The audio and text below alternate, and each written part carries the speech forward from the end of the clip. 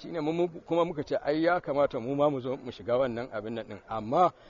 kila bambancin mu kira waɗanda su suke filin ne wanda abin ya shafe su karara su ne, ba wai wanda suke jami'oyi professors da sauransu ne kawai za su zo su yi magana ba. A nan wanda muka kira wanda suka zo daga akwai yan fulanin wanda mai yace Allah din da sauransu, akwai kungiyoyi na manoman daga wurare daga su Taraba daga nan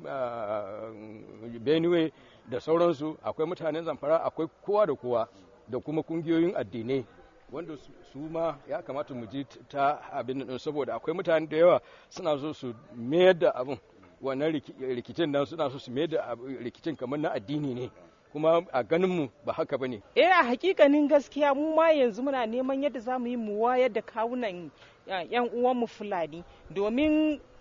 kowa yanzu ya fito yana son ya samu muhallinsa. To idan kowa ya fito yana son ya samu muhallinsa, ai akwai inda aka ce an killace domin makiyaya. To idan an killace wannan guri domin makiyaya, kaga ya kamata mu makiyaya mu je gurin, ba fa zuwa kuma gurin bane. Ya kamata wurin karatunmu, wurin ruwan shanmu, wurin